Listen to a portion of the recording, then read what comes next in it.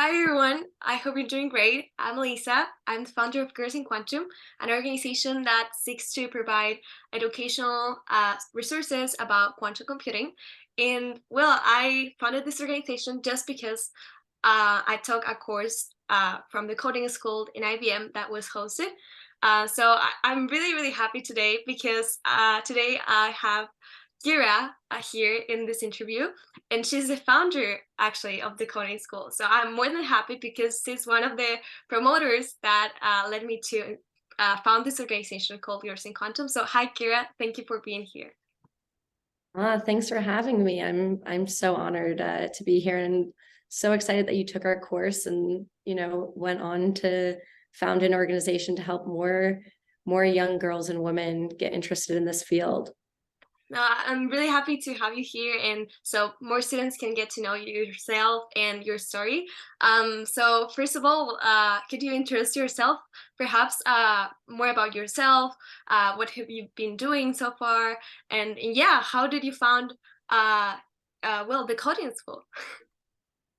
Great. So yeah, my name's Kiera Peltz. I founded the coding school actually about a decade ago from my college dorm room. And unlike I think a lot of people who start STEM organizations or go into STEM education, I actually don't come from a STEM background. And it's a quite long story, but the short of it was is I went into my university in my first year, and I was really excited. I worked incredibly hard in high school to get into a top university in the US. I got there, and I went to a career fair a few months into my freshman year, and it was about 75% tech companies. And I went up to all of them, and I was a very eager freshman. So I asked, do you have summer internships? And they said, of course we do. Do you know how to code? And no, I didn't. I hadn't taken any coding classes. There were no computer science classes offered in my high school. I was just a freshman and was just finishing, or had just started basically my first semester. And I said, no, but I'm an ideas person. I have great ideas. I think one recruiter actually like patted me on the shoulder and was like, we have enough ideas, people, like go learn how to code and come back. And there were a few different things after that experience.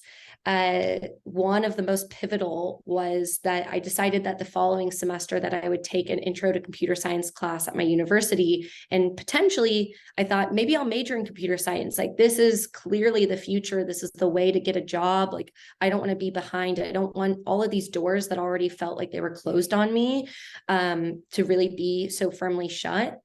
And a few of my friends actually, sat me down and kind of told me that I shouldn't take this computer science class, that if I wanted to learn how to code, I should have started much earlier, when I was, in high school at the latest, but also even in middle school. And I was raised by a single mom. I was never encouraged, like no one in my family was in STEM. I was never encouraged to pursue anything in the STEM fields. And so even if a computer science class had been available, it's not something I probably would have been encouraged to do. And so the short of it was I just did that, we needed to do something about this. And it wasn't enough to just provide short-term support. I really wanted to make sure that students had long-term computer science instruction, similar to how a foreign language is taught. You would never just offer a workshop on French and then say, oh, this got you excited. Now wait until college to continue to learn French. Like, no, we know that the earlier you learn languages, the easier it becomes. And so I think we should teach computer science in the same way. And so that's how we got started about 10 years ago. We created a 3-year long curriculum, and we were going into classes and teaching classical computing. So we were not a decade ago teaching quantum computing. That would have been wild. But doing classical computing, and happy to go further into the story of how we got into quantum, but that was how just the organization got started. Wow, that's great, and also so inspiring because I and other people can get to know you better, and also like that you were in the STEM background. So it's really nice to have, because there are many students out there that perhaps are pursuing a non-STEM background or non-STEM degree, and perhaps they might be interested in technology, so they can see that it's actually feasible. So yeah, I was wondering, in terms of the challenges perhaps throughout the time that you were, well, doing this sort of coding classes and afterwards the coding school, what were some of your main challenges? Yes, so many. I actually think we face more challenges now than we did when we got started. I think as you grow an organization, challenges that you never thought you would face arise. Like I definitely thought it would be easier at this point. I think initially the big challenge, and I still feel it to a certain degree now, is the fact that I do not have a formal STEM background or STEM training. And I think a lot of people think that because I don't have a PhD in quantum or in computer science or physics, that I can't run an organization that teaches, STEM education. It's something that when I first wanted to start this nonprofit, I had friends and mentors alike kind of say, no, like how, like you don't teach, like you don't know computer science, how are you going to teach this? And I said, well, of course, like I'm not going to be doing the one that's teaching or developing out the curriculum.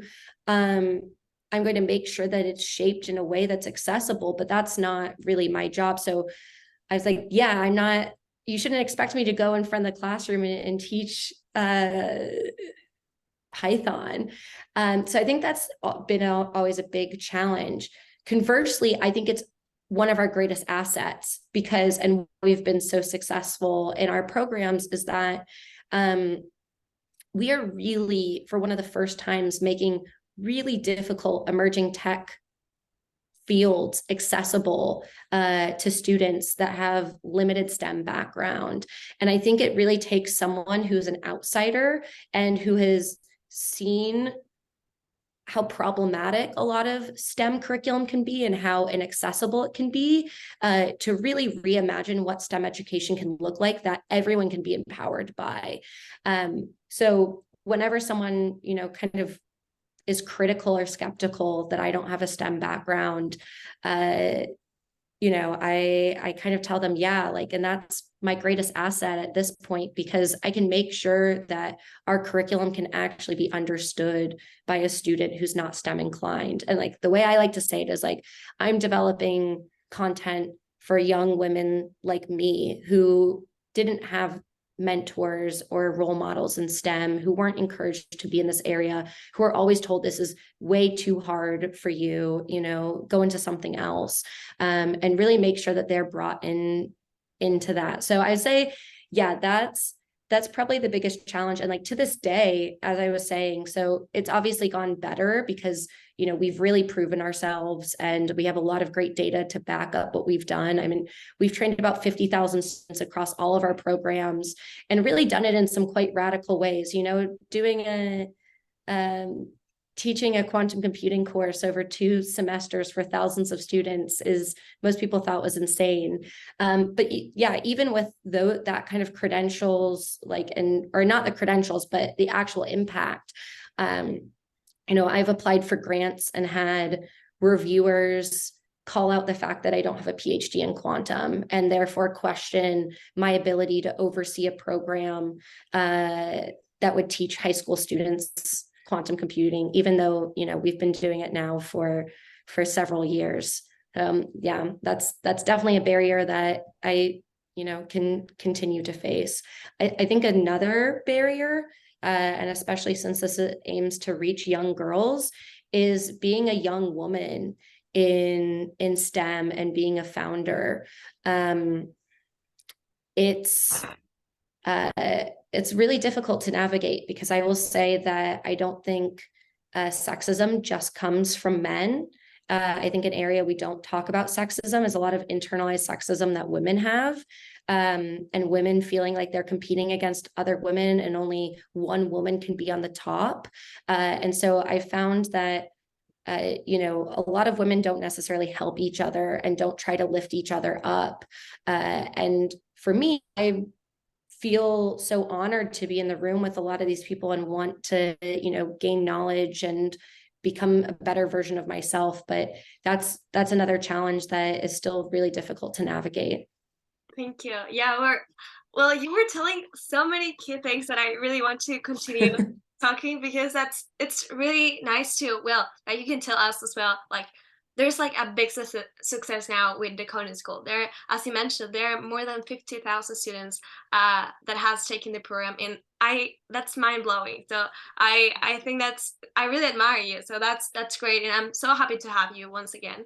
But yeah, I wanted to, well, keep talking about, well, you mentioned about your challenges, but I imagine that sometimes, as you mentioned, perhaps being a woman or not having a PhD or perhaps a STEM related background was also a challenge, but was and discouraging. But what keep you pushing? Like what motivate you to keep going and yeah, be here right now?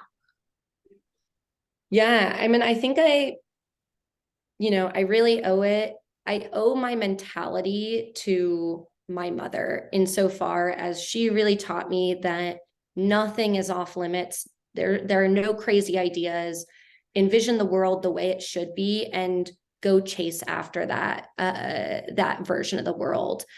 So I've never believed that things have to be the way they are. And so that I think has inspired me in a lot of areas of my life to take risks and go into fields or start initiatives that other people might think I'm not qualified for, but I'm really driven by mission. And so uh, starting this organization, I think I was so angry. I was angry at the education system and that I felt like it had really failed me and how many other people were being failed. And extrapolating on that, like getting a STEM class or having a high quality computer science class in high school, it's not just about learning how to code. That can set up generations down the line for social mobility. It can help decrease like wealth inequalities between like races and genders, as well as just on like a country level or global level, being able to increase innovation and national security. And so I really take STEM education like incredibly seriously. I think it has the ability to solve not all of the world's problems, but I think it has the ability to start solving quite a number of them, or at least provide a strong foundation. And so that's really what drives me. I think on top of that, 2016 personally was a huge driving force. I ended up pursuing, like, the coding school started off as a passion project that I started from my dorm room. But over time, I made the decision to run the coding school full time. And a large part of that was due to, kind of the political situations occurring in the US in 2016. I mean, there was just so much polarization that had started and continues. And I really, again, going back to kind of my initial point, like in politics, right? Like, there's just a lot of fighting and arguing and disagreement. And I feel like there's little that's really getting done and moving the needle forward. And again, I think STEM education like could solve a lot of that, of a lot of the fear that exists in society, a lot of the people who are living paycheck to paycheck. Like, it doesn't have to be that way. If we can make sure that everyone has quality STEM education, that could change. And I want to caveat and say that's not just to say everyone should go into STEM if you have high quality STEM education. I'm a firm believer that irrespective of what field you go into, technology and STEM at large will touch that field. So if you want to go into public health, like having basic knowledge of quantum computing for when a quantum computer like becomes relevant we should be having public health officials understand the use cases of quantum computers and be able to leverage that when we need to develop out a new vaccine. Or policymakers, they should have foundational understanding of AI and quantum and these other emerging technologies so they can actually regulate them. I mean, I like to believe that if policymakers understood artificial intelligence in the last several decades, we would not be having the problems that we are today having with AI, and now trying to kind of try to rein in AI at this point in time. No, yeah, and it's definitely so interesting because, well, it's necessary as I totally feel relatable to you because, well, in my case, I'm a high school student, so you have a master's, you have a double master's actually, and you still have those problems, and I think that I feel totally relatable because. For me as well, when I say, "Oh, I founded this organization," people are like, "Oh, well, but you're just like a student or something like that." And so it's like always like, oh, perhaps I should have like this STEM degree, or I need to be like have a master's degree. But it's just about, as I learned from you, it's about actually how people see you, and it's important to keep pushing and have like those sort of minds that mindset in mind. So okay, so if you're passionate about something, if you drive, that's the most important thing. So uh and I would just add on to that. So I think you hit it spot on. Is everyone will tell you reasons not to do something, right? Like most people are risk averse and quite cautionary. Very few people are going to tell you why something is a good idea. And so I really have found over time it's better for just to prove that this can work. So when we started our Qubit by Qubit, which is our quantum education initiative, um, so many people told me it was crazy to teach quantum computing to high school students and that it was impossible, and that we were setting ourselves up for failure. And, you know, I didn't feel like I needed to respond at that time because I thought, well, let me just show you, like everyone's going to tell me why this won't work. Like predominantly it was just PhD programs that where you really learned about quantum. I was like, you know what, I just need to prove this that it works to people. And now I feel like there's a lot more general acceptance that high school students can in fact learn quantum computing. But several years ago, that was not the case at all. And we got a lot of pushback, but I just think you never know until you do. And so like going out and actually doing it, if you really, really believe in it. I've had a lot of ideas that I'm glad I didn't act on because like my whole heart and soul was not into it and my intuition was not there. But there's a very few things in life that I've just thought, no, this is going to work, and I'm not going to let anyone tell me no. And if in practice it doesn't work, fine, but I at least need to try and see this. And I think that's the only way progress is made. And yeah, I mean, I hope it gives you some comfort, and anyone listening into this, that like no matter what credentials you have, no matter how much you do, people will still continue to question you. Not as many people, but there will still be people out there, and you just have to kind of accept that that's a part of this, and people will always tell you why not to do things and whatever else, but you really just can't listen to them because we do need a lot of change in society, and we need change makers to help get us there.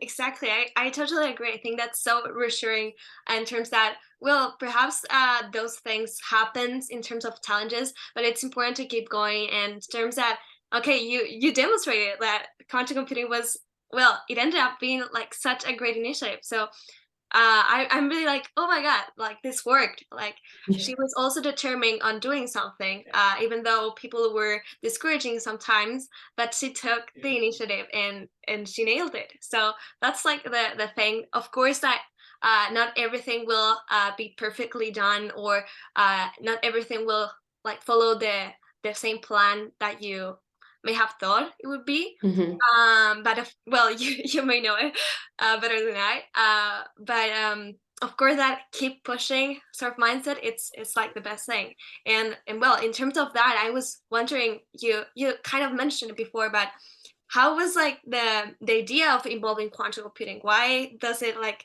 comes to your mind or someone else to this curriculum or to the coding school? Yeah, that's a great question. Um, so I had mentioned that the coding school really got started, and we were focused on in-person instruction, either in classes or after school, for middle and high school students. And we were teaching, we had a 3-year long curriculum that we developed out with a few universities in California. And yeah, I think I don't even, it was so long ago. I know we were doing web development. I think we were doing a bit of Java and doing drawing and animations. And then there was a third course that we offered.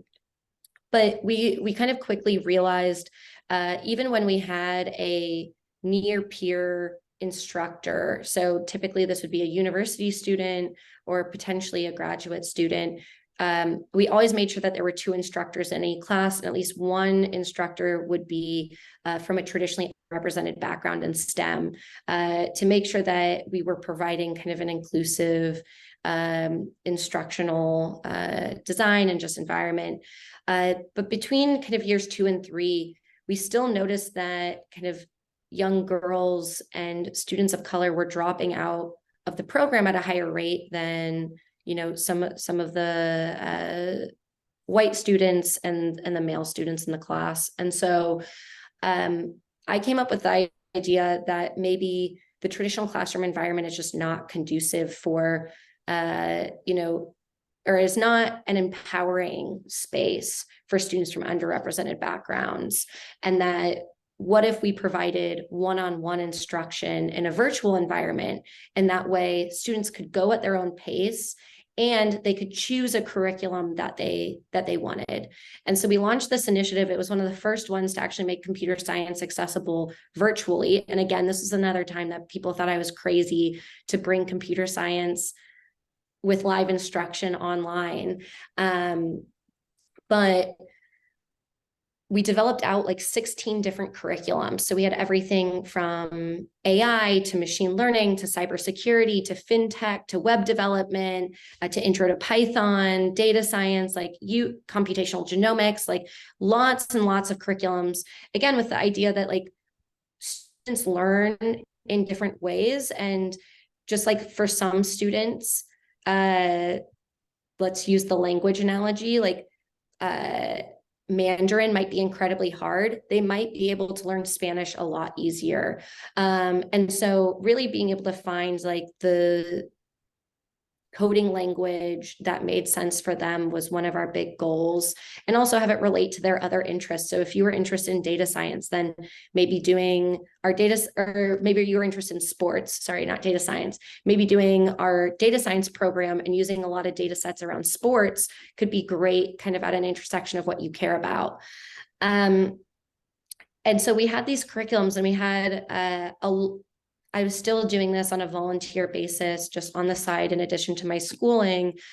We ended up having one of our all-star volunteers. Her name's Fran.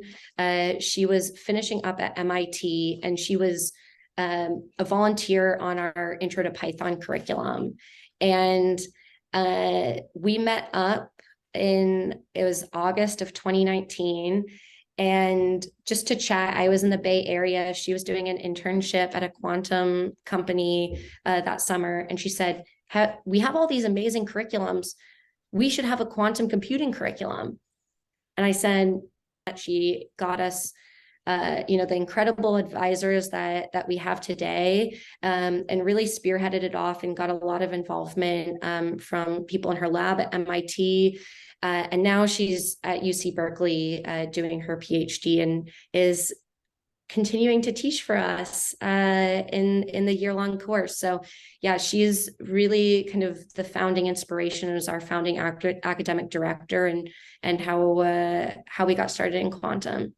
Wow, that's so great. I was like, that's great that you have like her talking about quantum computing, and you could introduce this to the curriculum, because it's actually, I still, and well, in many parts of the world, it's actually like what is quantum computing? Like many people are still wondering, and that's why I think that's really important what you're doing in terms of teaching about more about quantum computing and some of its basics, as well as as you mentioned before, it's like an interdisciplinary field. So you can be, for example, involved in finances, and that quantum Mhm. computing could affect you in some way. So it's actually really important for everyone that could be back watching, that is actually in so many different areas that could be involved. And one thing that caught my attention is that throughout all the things that you have mentioned, there's like the woman empowerment is like highlighted in every single story. So I was wondering, in terms of how do you think that more women can be involved in these initiatives, not just in STEM fields, but just taking the initiative? Like, what would you recommend them to take the initiative to be involved in, like this or their passions, and continue like thriving? That's what would you recommend? So, I mean, first, I think it's on all of us who are positions of power and our mentors to young girls, or our parents or mothers or siblings, to really encourage the women in our lives to at least take a STEM class or take a class like quantum computing and not be afraid. Um, I think that's first and foremost. I think there's, again, I think about my own childhood. My mom wanted me to have fun. She wanted me to do fun extracurriculars and enjoy my classes. I really wish she would have just put a bit more emphasis on saying, this might be painful now, but you'll thank me later. So I think that's the first thing. I think the second thing is about that painful, what I mentioned. STEM should not be painful. Yes, it is hard, but I truly believe most people are capable of understanding the basics of quantum computing or the basics of AI. Is every single person going to help develop a working quantum and degrees of knowledge? But I see kind of two problems in terms of, like, we've developed out curriculum that is so geared towards people who really understand STEM, even at a young age. And there's not enough checks to make sure, or quality controls to actually make sure that it's accessible and interesting and relevant for most people. And so I like to tell, young students that if they're struggling with any of their STEM classes, the problem is far less likely to be them than it is to be the curriculum that they're using to be taught and how the teaching is being done. So I think that is a huge issue. And I think the second problem, again, on the structural side, is just we don't have the narrative that you can just take STEM classes and then use that in another field. We basically say, take STEM classes and go into STEM and go and become an engineer or a physicist or a researcher, instead of letting people see how STEM is a means to an end, not an end in itself for most people. Again, it's something to be leveraged.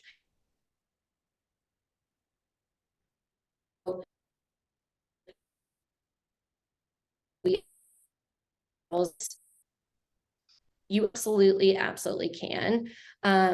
Second is really finding, I think, a support network. That's something I've really struggled with until I think I was more so in grad school. But finding a group of women that they can be peers. They don't even need to be, a mentor. Just finding other young women who can relate to, the issues that you might be facing, and normalize them and make you feel like there are problems that you experience and other people can share their feedback or just make you not feel like you're alone. And then last but not least, like, we need more women to take up space. So we need more women to be in these classes. And once you're in there, you need to raise your hand. There are no stupid questions. I guarantee you other people don't know the answers to them, even if they act like they do. but just you have to tune out the noise for both. Like as women, we face the burden. We're not just advancing ourselves, but like any step we take in a male dominated space is a step for all women. And so I think it's just, we do carry a much greater burden, but I think it's also such an honor that we exist in this period of time where we really can we can advance kind of for all of us, and make sure that we have not just a seat at the table, but at least half of the seats at the table, if not more.